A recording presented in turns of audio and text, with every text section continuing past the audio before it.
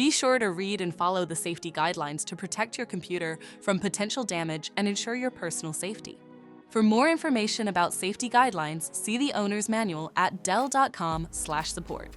Before you begin, turn off the computer and disconnect all the attached peripherals. To remove the internal speaker, loosen the screw securing the side cover and unlatch the cover to remove it from the system. Unlatch and remove the front bezel.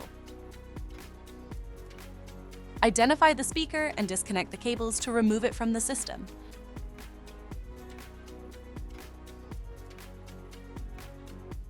To reinstall the internal speaker, place it back in the system and reconnect the cables.